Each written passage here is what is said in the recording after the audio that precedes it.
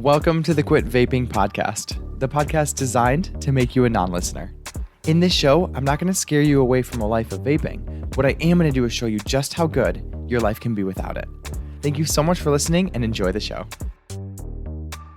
Hello and welcome back to the Quit Vaping podcast. My name is Andrew Cipriano and I'm the life coach that's going to help you quit vaping. So if you have not listened to episode 2, I'd recommend you go back and do that. That's my foundational episode to tell you how a life coach helps people stop vaping.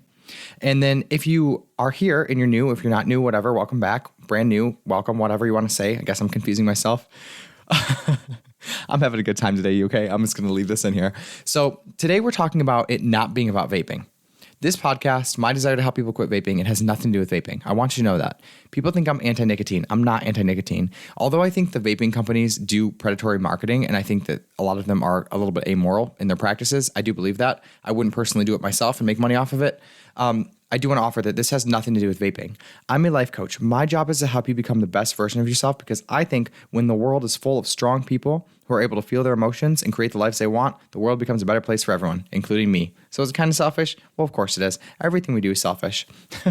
But really, I like helping people and I like helping people become the best version of themselves. I really enjoy it. It's like totally my passion. I don't care where I am. I could be at a party on Saturday night and I'm going to talk to you about your life and how it's going upward in a spiral upward. And like, I don't care. My friends know me like that. They're annoyed with me. I'm obsessed. And I would offer that that's the way that you should own a business.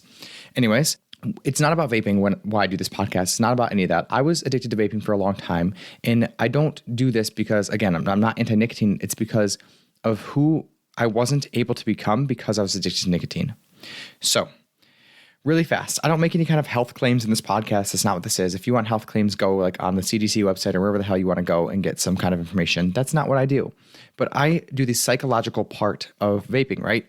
And I believe that if you are addicted to something, you psychologically cannot become the best version of yourself who is capable, willing to experience strong emotions and create the life that you want and stands up in the face of tyranny, which is so dramatic. But I really believe that, right? Like, you know, if you look into the past, people have been enslaved and put into wars and all these horrible things happen and dictators have come up. And I think that the reason that happens is because we forget to put power into the individual, which is kind of deep. But one of the biggest people that's really helped me in my life, his name is Jordan Peterson.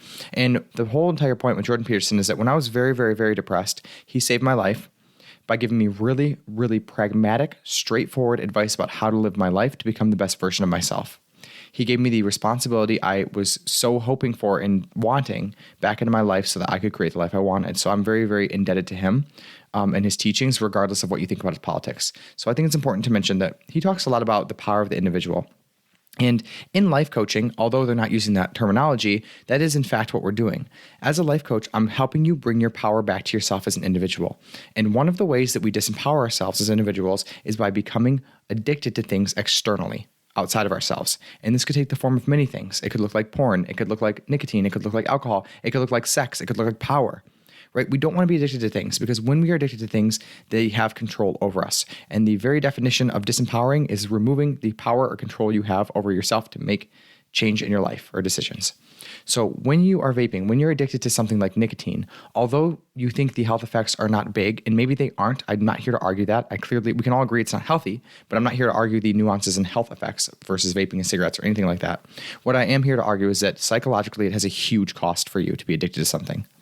When you are vaping constantly, and when it's what you think about for like 80% of your day, and there's always a thought about nicotine in your head, and there's always the concern about when you're going to get it and feeling out of control, you are not able to become a powerful version of yourself. You don't trust yourself like you would if you weren't addicted to things. You don't believe that you're going to follow through on things that you tell yourself because the addiction speaks louder most of the times. You don't actually set goals for yourself that it's going to confront you with negative emotion because you're already using a substance because you're claiming it's helping you with negative emotion. And I want to offer this too. The way that you become the best version of yourself, the one who goes after your dreams, creates the life you want, live whatever lifestyle and dream that you want that's so available to you. The way you do that is by learning how to experience discomfort willingly and courageously. And when you are using nicotine in place of feeling your emotions, that's impossible to do. And the skill set of living your dreams is indeed a skill set that you practice. Every single time that you hit your vape, you're actually taking a step further away from learning the skills necessary to create the life you want. It has nothing to do with vaping, why I do this as a life coach. Do I care about your health and do I care about you and I think you're worthy? Yes. Do I love everybody unconditionally? I try to my best. I really care about people. I think it's important. I think that it's important to have voices stand up against predatory marketing. I think it's important to have voices stand up against people who are making a living, getting other people addicted to harmful drugs. But it's not my decision whether or not you should vape. I don't know what's best for you. But I do know that in general, the best version of everybody's selves is not addicted to things outside of themselves or inside of themselves. No addiction at all. Because by its definition, addiction is an emotional problem. That means that we're not able to process our emotions or we're not willing to process our emotions. So when we have an addiction, we can't possibly become the best version of ourselves because the best versions of ourselves are always willing to confront uncomfortable emotions in a loving and compassionate way so that we can create what we want.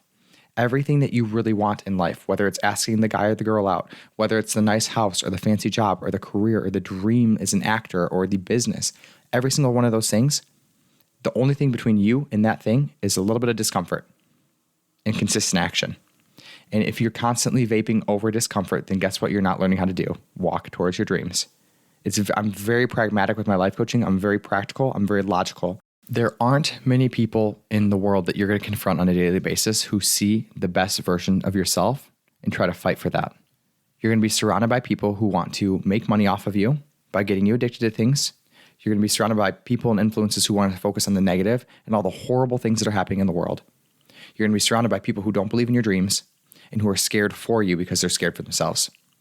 It is my job to go out into the world and show you that if you choose to voluntarily confront the things that you're scared of, the negative emotions, then you can create the life that you want. And I can see that version of yourself and everybody that I talk to, I see that for them. If they choose to take on that adventure, that is in fact the hero's journey, is by voluntarily confronting the thing that scares the crap out of you. And when you're addicted to things, by definition, you're not confronting the emotions that are scary, that are uncomfortable, that have something to teach you. Remember that the thing that you need the most is in the place you're least willing to look. When King Arthur wants to find the Holy Grail, he sends his men to the place in the forest where it looks darkest to each one of them, because it's in the darkest place of our mind, of our lives, of our fears, where we need to go. It's actually in the fear that we find the meaning of our life. It's in the suffering and the fear. So when we numb over that suffering, when we try to avoid those emotions, when we live in a life that's so small to avoid all the uncomfortable emotions that come with life, we end up missing out on the best version of life that we could possibly have. It's the ultimate cost. I don't care about the lung damage that comes along with vaping. I care about the psychological damage of who you could become that you're not able to become because you have a vape stick in your hand that you think is more important than your literal legacy. It's not about the vape. It's not about the nicotine, although that shit's designed to be as nicotine heavy and addictive as possible so that they can make a lot of money off of you to be addicted to something. That's not what I'm in it for. I'm in the best version of you because I want to see what you're capable of, and so do you. And the first step that I decided to take when I wanted to live the life that I deserved the most was getting rid of the addiction that was so obviously negatively affecting my life that I was using every single day. I almost got fired over it. I had lung pains. I lied to myself constantly, which was the ultimate disservice, right? Because when you lie to yourself, you don't build a relationship with yourself. And when you do not have your own back and you do not build a good relationship with yourself, guess who doesn't go after their dreams? You don't. Because you're already beating yourself up for being addicted to something that you know you shouldn't be. And the only reason you're addicted to it is because you're not voluntarily confronting the things that scare you. And if you can't voluntarily confront the normal anxiety that comes with life, you need nicotine for that, then guess what? When you go after your dreams and you experience one slight, tiny sliver of anxiety or fear, you're going to fold like a deck of cards. I almost said the plague, and that doesn't make sense. I'm also, while I'm doing this podcast, I have a USB that I've randomly picked up, and I'm waving it around like a vape stick, like a madman in my apartment. But I'm really passionate about life coaching, and I'm really passionate about helping people to become who they can become because I want that for you. I want that for me. All right, so this has been a lovely, heart-wrenching episode, hasn't it? So I'm going to leave you with this. Do yourself the favor of taking 3 to 5 minutes today to imagine the very best version of your life in a perfect world. And I want to ask this question. In that perfect version of your life, where you are the best version of yourself, for the people around you, for your kids, for your spouse, for everyone, for your employees, whoever it is, are you holding a vape in your hand? Is that in your vision? And if it is, you want to ask yourself why. And if it isn't, you want to ask yourself why. Thank you so much. It's not about the vaping. It's about you. And I care about you. So have a fantastic day. I will see you next week.